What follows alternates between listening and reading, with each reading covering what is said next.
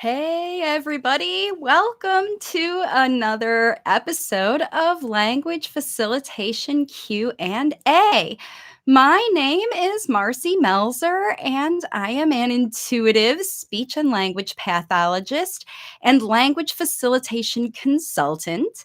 And every week here on YouTube, I come live to answer questions that I have received over the week from parents about language facilitation and about their kids who are late talking.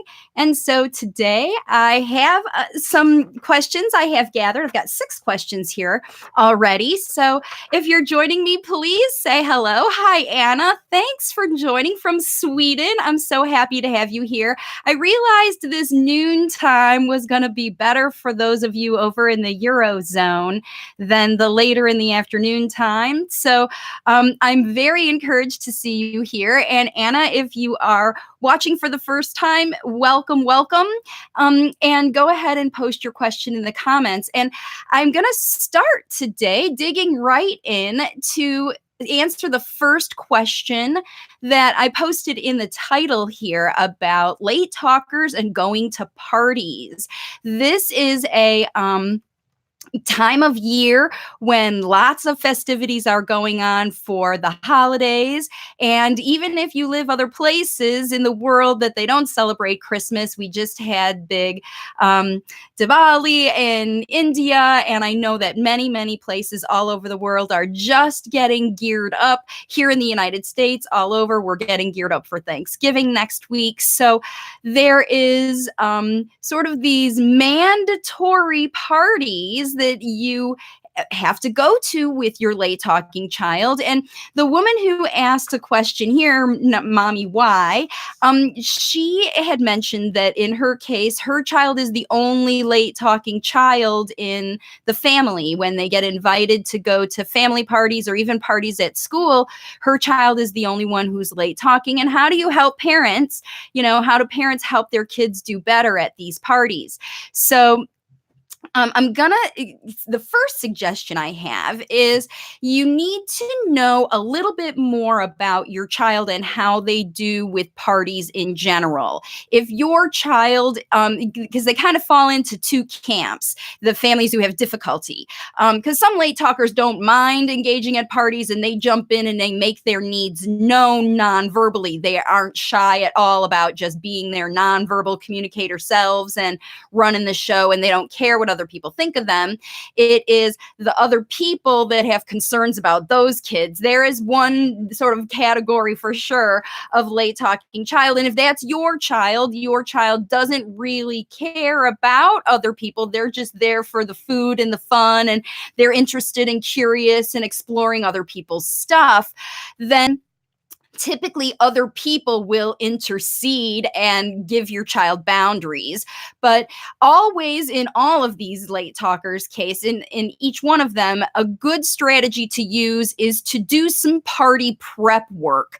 If you know the people who are going to be at that party, look at photos on your phone, in your photo books or whatever, and talk about who those people are, what their names are, who they are, and then even the things that they do or say, because a lot of late talkers who are nonverbal don't necessarily remember people by their name, but they remember their experience with that person. So, for example, if your late talker is hanging out with somebody who is has a really big voice, or maybe they are a really big person, a tall person, even a big fat person, and kids who are late talkers with limited language will describe that person as they refer to them. And that's not very nice for that person. If Thanksgiving, they overhear your child using words to talk about the fat man. They'll say, the fat man said something to me, or the loud one, or even they'll do it with children and describe children, by their physical attributes. The one with glasses, the one who was loud, the one who, I don't know, whatever. Whenever other people get called out by a late talker by their attributes, in those cases, you need to have those people understand that that is how your child relates to them as people. So that problem is not necessarily on your child, it's on that person.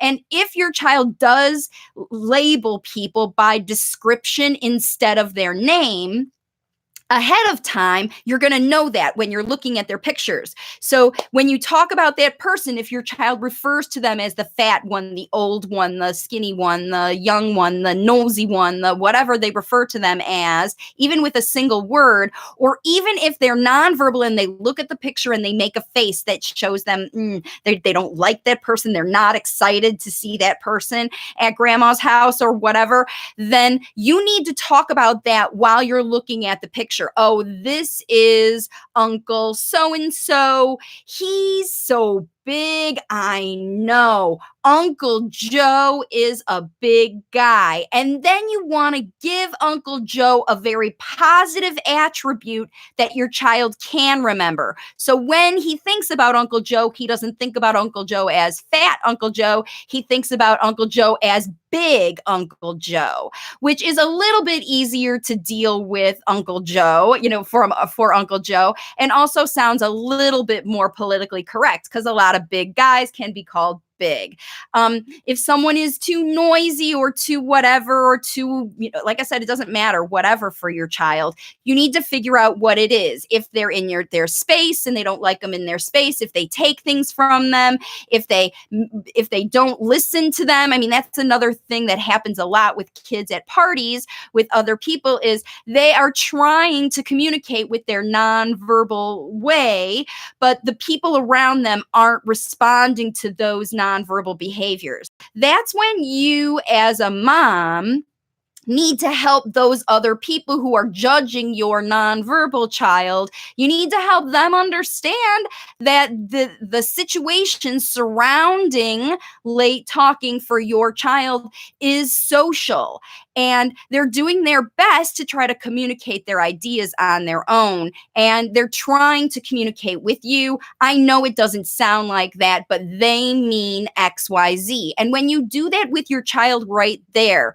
oh, my son means big Uncle Joe. He just knows you as the big guy. Your big presence is what he loves about you, or he notices about you, or he cares about you.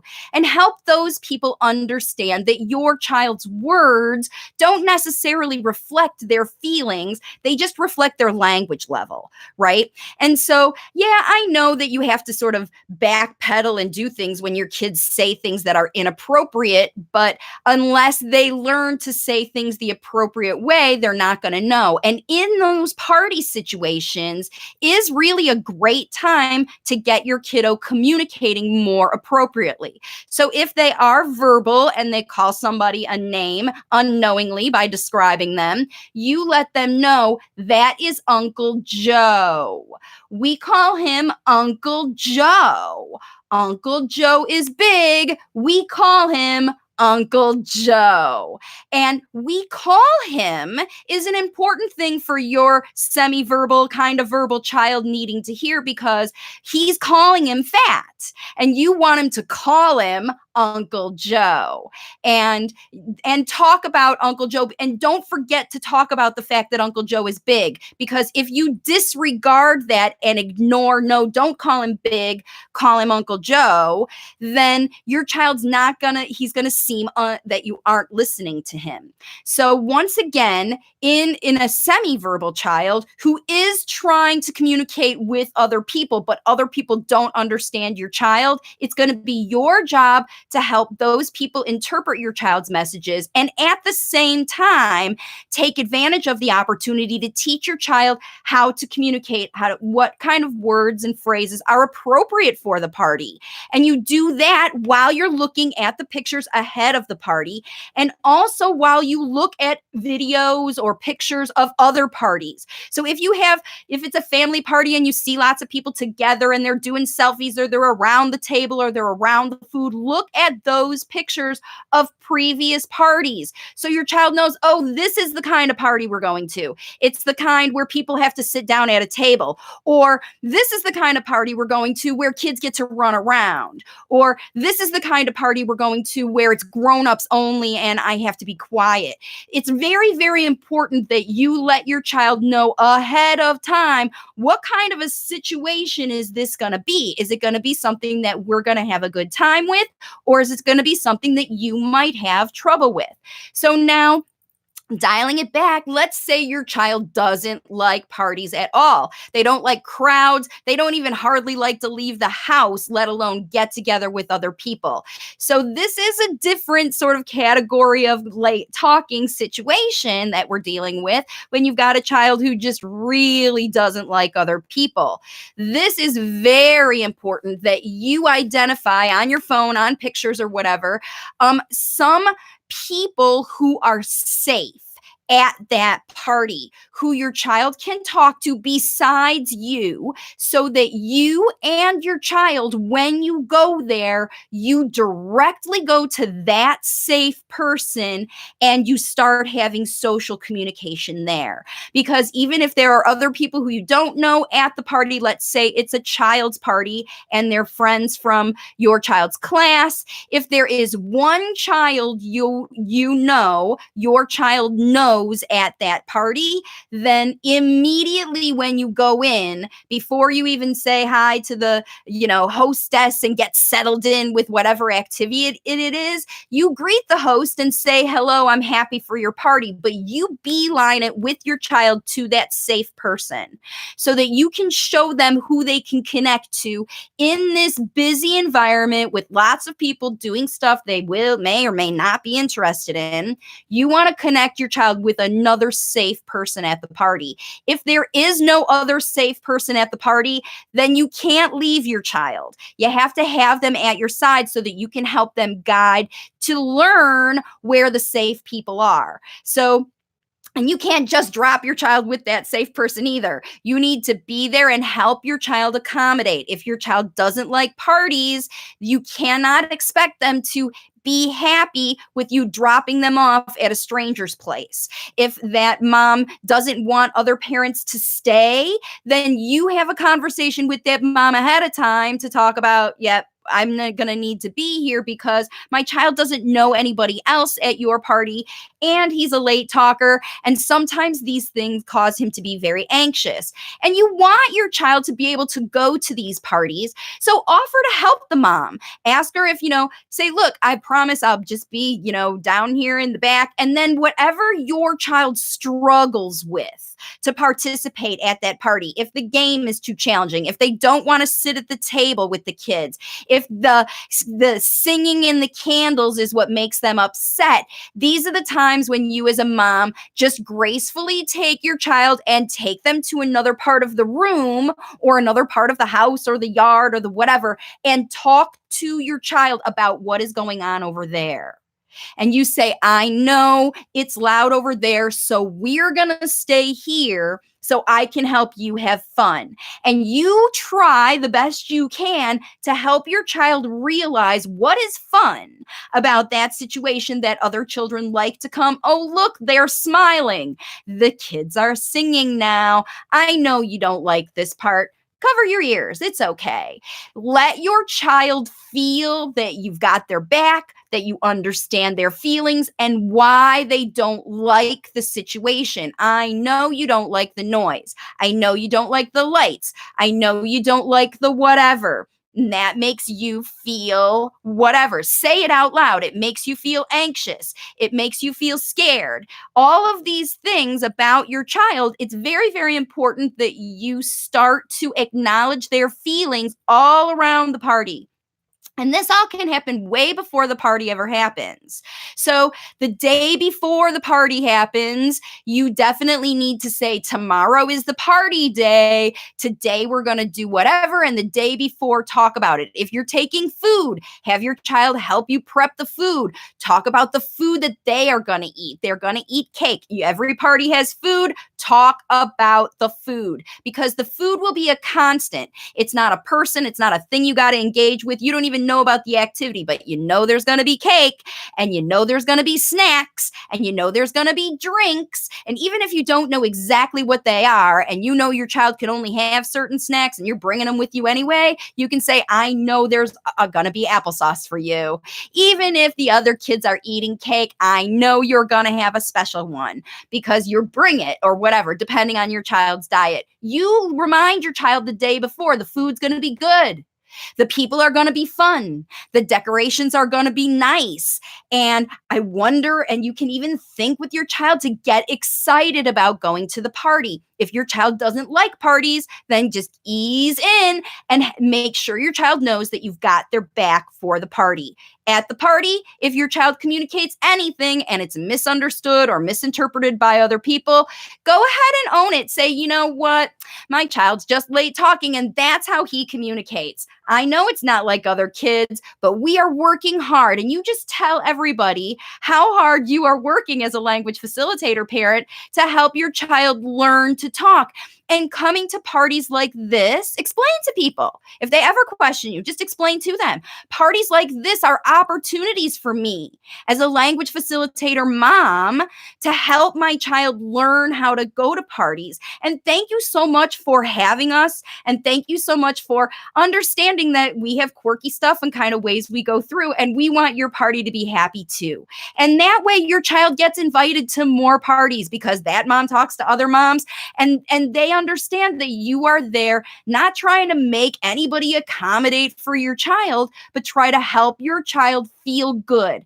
Whatever they have to do, you don't even have to make your child accommodate to them. Just have your child feel good wherever they are, whatever they're doing. And the last thing I have to say about late talkers and parties is, do not be afraid, ashamed, whatever, to leave. If you don't feel like you are empowered as a mom helping your late talking child, and your child is not empowered to be part of the situation, then leave the room, leave the house, take a walk around the block, go hide in a closet. I have one mom who, she and her son, their favorite part of Thanksgiving is hiding out in the closet, because they sit in there and sing songs and talk about the other people.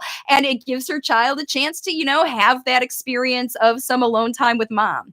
So you just pretty much have to decide as you're going through how to make this party happy for your child by accommodating them. But you don't know, it's not about making them be part of a party or making the party be part of them. It's about interpreting your child's messages and having them be happy. So I see there's a bunch more people joining, and there are questions. So, and one of the questions, Anna, actually is on my list. So I'm going to go ahead and talk to you. So Anna's from Sweden, and she says, do you feel that if a multilingual late speaker speaks like a baby with weird words, it's a precursor of forming words? He's been with middle ear fluid until age 2, and he's turning 3 now. Sorry, what kind of party is that for grown-ups when kids have to be quiet? I hope no child is ever in that situation, Anna. I hope so too, but it does happen. Sometimes, especially in the United States, the whole idea of Thanksgiving can be quite the pomp and circumstance of situation where, parties should be parties and they should be fun for everybody. But it does happen sometimes that kids are expected to go places. Even, this kind of situation happens if you have to go to the show or, any kind of place like that. As long as your child has the ability to get up and go out, and you do too, take advantage of that. All right. So talking about this multilingual thing, there are a lot of different situations that come up about multilingual language learners, and it's very, very common for people all over the world. In the United States, it's happening more now, but rarely in the United States do little kids get exposure to foreign language, foreign outside of their mother language, the one that their mother spoke. When I talk about home language, it's the language that is your mother's primary language when you were born, that your mother used while she was pregnant with you, and that, you heard first thing when you came out into the world? What language was your mother speaking? That's your mother tongue. And the reason we call it mother tongue is because you heard it before as your brain was developing, and that's the language you hear most. Even if moms choose to speak a second language because maybe you moved to a country where they speak that language, your mother tongue is still the one that your mom spoke to you when you were pregnant and when you were born. Now, kids who live in parts of the world where there are many languages spoken, even in the household, both parents speak a different language. The mother tongue is still the mother tongue, and the other language that maybe dad is speaking is the second language, okay? We always have one primary language. It is your mother tongue, and it is the language that you are taught primarily from your mom. The way we learn language naturally is by listening to our parents speak. So, because we live in other parts of the world, it is very common for kids from very early in life to hear multiple languages. Now, in the case of Anna, her little guy had a period of time where he did not hear any language well.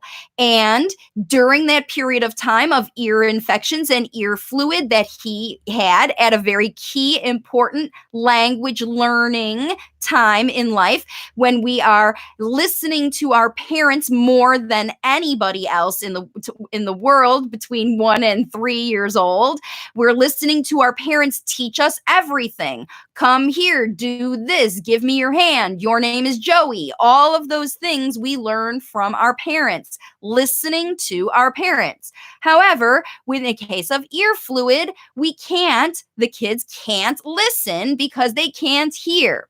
So in this very key, important time of learning, they shift into using visual forms of learning. They watch their parents gesture, their activity, and things like that. And then they learn that those representation behaviors, they watch their parents do in patterns. Oh, every time he wants me to hold his hand, he does this. And so he also might have said hand. Maybe your child heard it once before. Maybe he heard it in 2 or 3 different languages, but he knows for sure the constant is this gesture of you holding out your hand to try to get your child to take your hand. And that will stay the constant because the hearing comes and goes with the fluid. So then what happens is the child shifts their primary communication into the thing that they know, and their mother tongue, their main language, takes the back burner to their nonverbal body language. And then remember, at the same time, your child's making this shift in their head from a listening learner to a visual learner, but you're still talking and talking and talking and talking. And some of what you're saying is going in, but some of it isn't. And when it isn't, you notice your child isn't paying attention and following you. So you do the actions to show them, just like you did before they could understand language. And so not only is your child shifting into understanding things from a visual way, parents perceive this and they shift into showing their kids a visual way. At the same time, they're showing with more gestures. They're still talking now in 2 different languages, and your child is less and listening to you. They're hearing sometimes one language, sometimes another language. If you're not sure when or if your child is hearing or is listening, because if you don't know when they might be trying to listen to you, but they can't hear, or they might be able to hear, but they're not listening because they're using their eyes more. Either one of those places blocks the process of your child to be able to learn what the vocabulary is and how it's used and match the words with the actions. And that's how kids learn to develop talking. Now, when they hear all kinds of different stuff at all kinds of different levels, that goes in like if you were trying to type it in a Word document in 2 languages mixed up together, some of them heard sometimes and some of them not other times, well, certainly your child's going to be late talking. They're not going to be good at any one language, either the mother tongue, the second language, or the nonverbal communication, because all of their inputs are coming from all three languages all at once. And remember, this child never had any kind of structured language ever in their life. So after working for years teaching three communication systems at the same time, your child's doing their best to try to put the pieces together, formulate something to spit out of their mouth that you can interpret and decipher. And it might be combinations of one word in one language and another word in another language, or it might even be one word trying to combine in both languages, like water and awa at the same time, awar, like it could sound like that because sometimes it's water and sometimes it's agua. And is this person speaking English now, or is this person speaking Spanish right now? What language am I supposed to speak? I don't even know one language. So that's why it comes out all kind of gobbledygook, because it goes in all kind of gobbledygook with all different kinds of things. And my recommendation for families who are interested in a multilingual language facilitation approach is, first of all, teach your mother tongue to your child first. Get them functional with using it. Even functional, it doesn't have to be like fluent. All it has to be is functional for asking for some things that they want, labeling the things that they want, calling you some nouns, some verbs, some basic sentences that actually sound like one language. And when you start to get, my child speaks my mother tongue now. I know he understands more of these other languages too, but I know he's using this language. And you'll know, even if you're speaking multiple languages to your child, which one your child prefers. And the one that your child starts to say words in that sound like words, that's the one you focus on first. And I recommend for 2 months, you focus on teaching that language first.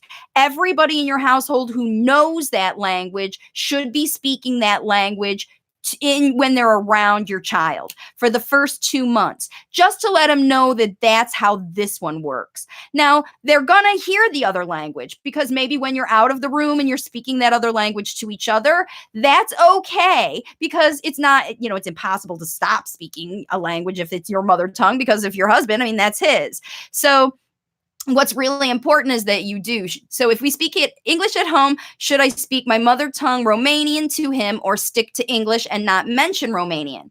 So here's the thing. Again, Anna, follow the language your child wants to use. If you're living in a place where you speak English, but sometimes you speak Romanian, then that's okay. But when you speak Romanian, speak only Romanian. And if you speak like Romanian to your husband, you speak Romanian to each other when you're around your child. Just when you speak to your child, you should speak in one language first. And like I said, it doesn't have to be, if, I don't know how old your little guy is, Anna, but as long as you are continuing to use a language, one language at a time, with real functional statements, and you speak English to each other, great. So speak English to each other, speak English to him. He's hearing English in his environment. And then you speak Romanian when you want to have fun in Romanian. Like, I want to teach nursery rhymes, songs, prayers, that kind of stuff, because at that point it's his second language for learning. And then he will learn to listen to you speak Romanian later, after he gets a grip on English. So you try English for 2 months until he starts to get functional, and then you can start to speak more Romanian to him. And he will learn to speak both. That's just how you kind of have to go. All right, you get it. He's turning 3 soon, so he's still little. He doesn't have any grip on any language yet. So you have time, and he will learn all of the languages you want. So very good, Anna. So let's see. You speak 3 languages at home. So there's English and probably Swedish, because you're over there in Sweden. So, and there's Talia, who's from Cyprus. Hi, Talia. Thank you for joining me. Hey, everybody. I see that there's some more people on. And Lisa, hi. Thank you, everybody, for joining me. I love the live on YouTube. I'm having such a great time answering questions for parents. this is very similar to what I do in my online program, my Waves of Communication program. Parents come in and they talk about situations in their life that are challenging, and I provide them with the strategies they need to take their kiddo to the next level and get them through things, kind of like the party thing. All right, so I do have a couple more. I don't see any more questions popping in. If you're just joining me and you have a question, pop it into the comments right now. And if you're watching on the replay later on, you are welcome to post questions here as well. I collect questions after the videos every week and then over on my Facebook and get them all together to bring onto the live Q&A videos. And on Thursday at 2 p.m. is live Q&A over on Facebook. Monday at noon on YouTube, and Thursday at 2 p.m. These are Eastern Time, USA, over on Facebook. So, and please like this video if you're watching, and if I helped you, consider sharing it out somewhere on a YouTube thing. You can just click that share link and share it out to other people. If you know any other parents who are interested in, helping their kids learn how to communicate, language facilitation works for kids of all ages. Anna's little guys too, but I have people in my program up to 15 years old. So parents are great at language facilitation, and I'm providing some strategies now. By the way, if this is the first video you're watching and you want to know some videos to watch to get started, there is a playlist called Process. So, all right, let's keep going. We are now moving on to Latoya's question. Latoya says, what is your advice for us who feel frustrated with our current situation? And this is from a speech therapy group where parents are, I assume frustrated by your current situation is that you are looking for assistance to help your child start to talk, and you're not finding that in whatever resources you are using right now. In the United States, all over the world, there are speech therapists who are working to help families by teaching their children how to say and use spoken language. And that is the job of a speech therapist. There are many people all over the world who are working as speech therapists, thousands, hundreds of thousands of us out here who work in clinics and things like that. So there are many parents who follow speech therapy and they are frustrated for some reason. And the only thing that I can assume, because I hear this question often from parents, is because the speech therapist that you're working with is not training you to facilitate language at home. So you don't have much say as a parent over what a therapist will do to with your child, because they go to school, they usually follow a certain way they like to work with kids, and they have evidence-based practices that they use to ultimately get children to say more words. And if that is not happening, if your child is not using more spoken language in your home, and you're frustrated by that situation, then you need to bring that question number one up to the therapist who's working with your child. If you don't have a therapist who's working with your child, then you need to reach out to someone who can help you analyze your child and your family situation to understand what is blocking your child's spoken language. If you don't understand what is blocking your child's what's blocking your child's speech, what's blocking them from independently using conversational language in your house. Something is stopping the process. It's not your child. There's potentially nothing wrong with your child physiologically even. It is habits and patterns and situations that are going on in your child's world that are enabling them to continue to be a nonverbal communicator. If you are frustrated without a way out of that situation, then the first step I advise you do is to look at the free class on my website, which is wavesofcommunication.com. And the only way to get out of frustration is to do something different. And in that free class or the playlist that I talked about right here in this video, Latoya, you can find solutions that you can implement today at home. Because like I said, the only way to get out of a frustrating situation is to change the situation. And if the therapist isn't changing their situation and it perpetuates, then you have to take the responsibility to change the situation yourself and find strategies that you can at least try in your house, because frustration doesn't go away just by sitting around and wishing. It goes away from action. And that's the parents that I'm trying to attract to follow me on Facebook and YouTube, and to take action yourself. So learn some strategies and try those strategies. And if they don't work, learn some more strategies and try some more strategies. And that's how you go about doing it. All right. One more question here.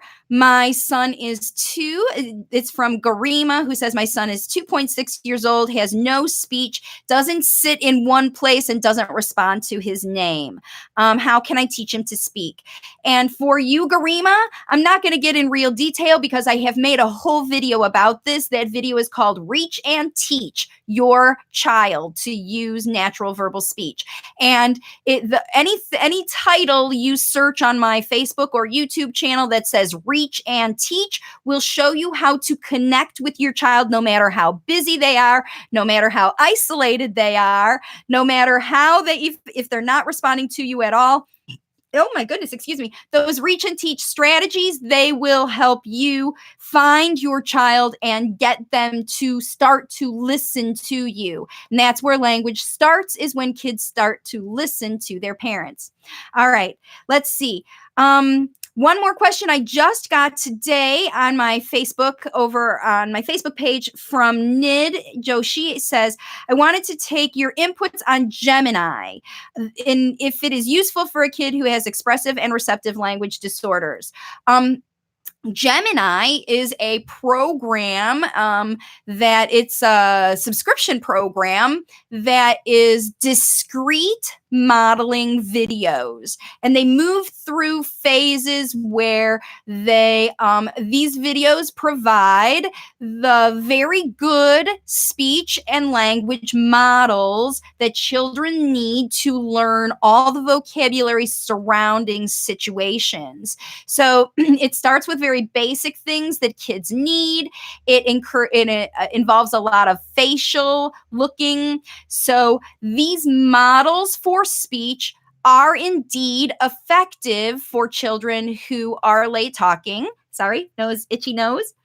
Shout out to the Gemini people. I don't have any endorsement for them, but I do have a caveat in using them, and that the time that you put them in front of your child without you participating should be kept to a minimum, just like all two-dimensional learning.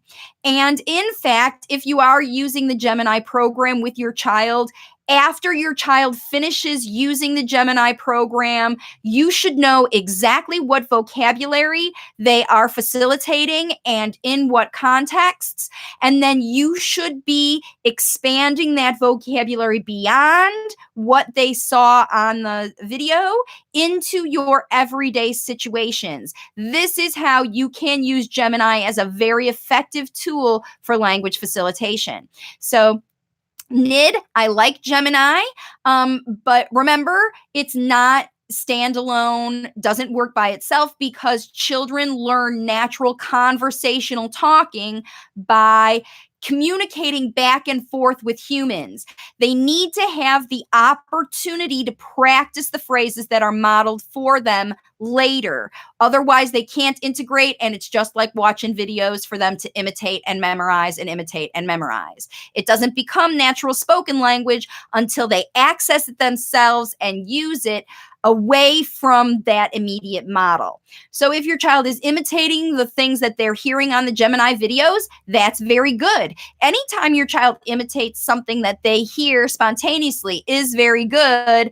as long as it doesn't have some kind of a reinforcement allowed with it. So if you are reinforcing your child to watch the Gemini videos to get some kind of reward, or you are rewarding them with some kind of tangible reward whenever they say those words, then you have shifted the videos to becoming away from a teaching tool to a reinforcer, which is not the same as using video for language facilitation. I actually have also made a video about using video for language facilitation, and that you can search in my YouTube channel as well.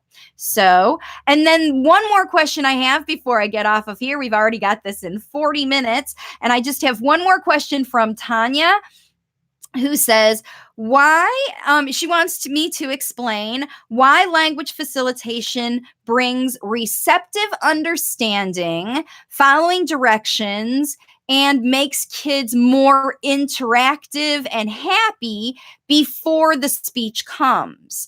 I guess wondering why are all of these things happening, but the speech is still slower to come. Not that these aren't good things. I'm sure Tanya is happy to see that stuff, but why does language facilitation result in that kind of a evolution of a spoken language development? Which is a really good question, Tanya. And the reason is because, like I've been talking about through this whole video, language is learned as children listen to it used in functional situations. So children are paying attention to the people around them when they are talking.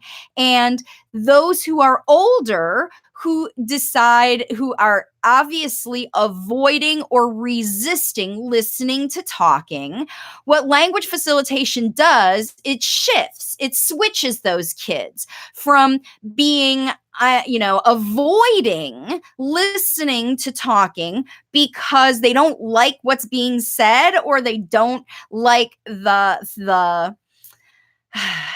don't like it, right? They don't want to listen to this talking for whatever reason. And it doesn't matter why they don't like it. The most common reasons they don't like it is because it's repetitive and boring and below their cognitive level, or it is somebody asking them to do something that they don't want to do, or it's asking someone to get them to talk and say words just because the other person wants them to hear words. And as late talkers get older, they hear a lot of that kind of talking from parents and from therapists who are pulling words from them, who are talking about those things that they want to hear, and not talking about those things that the child wants to talk about. And so people like you, Tanya, who follow my videos, and they made shifts instead of facilitating the words that they want to hear, they start to talk about the things that their child loves to do. For example, Tanya's boy loves to rip paper and watch it fall. It's just a thing he likes to do. It must make him feel soothed. And he's been nonverbal into his, past 10 years old.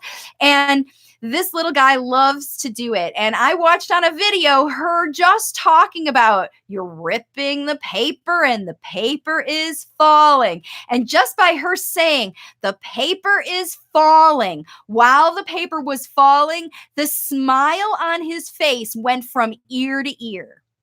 And just because she was talking about the thing that he loved, not the thing that she wanted him to say, not the thing that was whatever. He looked at her, he smiled, he did it again and waited for her to say it. And then by gum, he said, the paper is falling, in a super clear sentence that happened because it was calm and he was in it and he was listening to her, and he has language inside, but for so long he hasn't wanted to use it because everyone who's been talking to him has been saying, do this, say this, or their questions, what is this, label this, yada, yada, yada, stuff he already knows, stuff he knows they know he knows. I mean, he's past 10 years old and they ask him to say what color things are. Kids get tired of that. And then they think about those ideas that are very complex. I mean, they're movies, Spielberg movies in their heads. And they're spending time on their own thinking about those things or thinking about the movies that they watched. There's nothing wrong with their memory. There's nothing wrong with their learning. They just don't like to listen to the language that's coming at them so much. So with language facilitation, Tanya shifted. She quit asking questions. She quit prompting. She quit trying to pull words out of her son and instead started to model the language that he wanted to hear. And lo and behold, he started making amazing eye contact. He started, just like he said, his receptive understanding. Just even when mom talked about things like, you are dropping paper, the paper is falling, the paper is ripped, it's in small pieces now. Saying those sentences that he was thinking about triggered him to want to chime in and start to talk with her. The other thing is he's following directions better because he's now trusting her that everything that comes out of her mouth is not going to be something that's below him. She's going to ask him to do things that are appropriate for his intelligence, that he knows how to do, and give him credit for trying and attempting those things. So it's not just giving him cheers and whatever for everything he knows how to do every minute. She gives him appropriate challenges that he's rising to, and he feels that sense of accomplishment, that his mom understands him. And so now he's listening more, and he's going to be more interactive non-verbally while he's learning more things because now he wants to listen to his mom talk. He wants to come to her and use a paper that is falling over and over again to get her to say those words because he likes those language models. And that's how it evolves. That's how kids move into wanting to learn language. And they start to say things on their own because they want to, because they heard it. They thought it was cool when they heard their parents say it, and they want to try it on their own. And whenever they do try, like Tanya does, she reinforces her child and she doesn't have any pressure. Every time he tries to talk, she says, wow, you're talking now. I hear you talking and I love that. And now the child is trying hard to say words, even if they're not perfect. His mom continues to model them in a perfect way. So he hears them, he processes them, and they move forward next time. Okay, Oleana just joined me. Hey, Oleana. Oleana has one more question. My son is used to the alphabets, phonics, and knows all of his numbers. I assume that he must also be late talking, and he has a lot of, that might be a superpower. Like some late talkers even know how to read, but they don't know how to use language functionally. And this happens when kids are in a memorization learning mode. How do you get past that or use that to facilitate language? That's the question, is when your child is interested in letters and numbers and they're very good at doing those things, now it's time to expand those things into other kinds of language when you talk about them. So my idea, usually kids who get very good at the numbers and letters and phonics have been experienced a lot of repetitive teaching with those things. Maybe they hear a lot of the same videos over and over and over again. Maybe they like to play with letters. Maybe you are teaching them, or they're going to some kind of therapy where they're matching letters or playing games on tablet systems or phones, things like that, where they are, using these phonics. And if they are hearing the devices say those things, P is for, pa, that kind of thing. If they're hearing those things over and over and over again, memorizing them, and that's all that's coming out, that's how you know your child is listening to those things, but your child is not listening to you speaking to him or her about other things in life. So I know your child loves those letters and numbers and things, but you need to make other things just as fun for your child. And I recommend always parents start with functional things. So have your child try to help you with little chores around your house. Follow simple directions. Play games together that are off of the tablets, that are away from the ABCs. And then when your child says a word or like they notice, let's say they notice the letters that are on your coffee mug or something like that, and they say C, and you're right. C is for coffee. C is for, that kind of stuff. And you talk about that with the object that you're holding in your hand and match it with something functional to talk about that object. So if they see P, you talk about P. P, P, P. I hear the P sound. You can sing the song about the P and all of that stuff, but address it with something that makes a P sound in the world. P, P, P, P, P, P, P, P, P, like a car or a choo-choo or popcorn or things like that. What kind of other things can make that P, P noise? And that matches the P with something besides that letter that looks like that. That's how you can help kids move from alphabets to using language. You always have to talk about those things to use other things. So like Bob Banana, he likes that, right? He likes Bob Banana. So you talk about that kind of things, Bob, Bob, Bob, Bob, Bob Banana, whatever they do in that song, he likes those things. But then you want to talk about bananas and how bananas are yellow and bananas are for eating. And Bob is eating the banana. I don't know if Bob is eating the banana when he does it, but make sure that you include verbs, more verbs in your everyday life, because when the verbs come out, then other language comes out too. Because just labeling the letters, P says P is, or B, B says B, banana, instead of just calling it a banana, expand it and talk about the banana, talk about the functional object. That's how you want to expand your child's love of letters. If they love numbers and counting, then, counting out things, counting the fingers on your hand, and then talking about what you do. 1, 2, 3, 4, 5 fingers. I wiggle my 5 fingers, right? If you're counting blocks as you stack them. And if your child doesn't want to count out the blocks, that means that they're just memorizing 1, 2, 3, 4, 5, 6, 7. If they are only memorizing the ABC song and that kind of stuff, then that's just memorized language. And the way that you facilitate it out, expand on it, is to bring it into functional things. So will you recommend putting the alphabet puzzles away for a while and focusing on functional language? So Oleana, it always is good to give your child new experiences.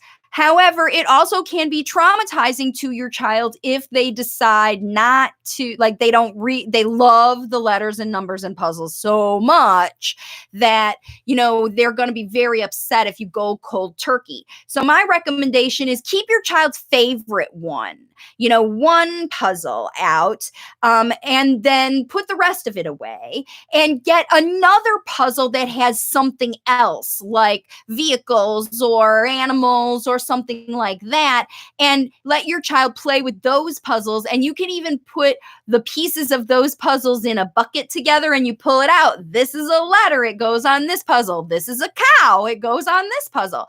So you can show your child how there are other ways to play with puzzles and talk about other vocabulary. And if your child isn't talking about each one of those things on the ABC vocabulary, then you expand and talk about that too, following directions. So that's the best way to move forward with kiddos who are really obsessed with one thing or another. All right, not seeing any more questions. I like to keep these videos under an hour. So just really quick, I want to remind everybody you're welcome, Oleana, to thank you so much for watching me. Everybody who's watching either live on the replay, please hit the like button, share this video out, and subscribe. Hit the bell notification so you know when I'm live. And here's the other thing. When you hit the bell notification on YouTube, I just got approved to have a community now. So the daily posts that I put on Facebook and Instagram that have language facilitation tips, even in between videos, now over here on YouTube, you're going to be able to get those notifications. And every time one goes up, every time one of those new posts goes up with a tip or strategy or resource, I refer people to the videos on the channel, so it will help you learn to use all the 200 videos on the channel, following those things. When you do that, you will get notified of all the posts that I put up now. So hit that wiggly bell so that you get the notifications. And if you want to know the whole process, I have my book, If It Isn't Fun, It Isn't Fun. Teach Your Child to Talk Faster Than Speech Therapy, available on Amazon in paperback and Kindle.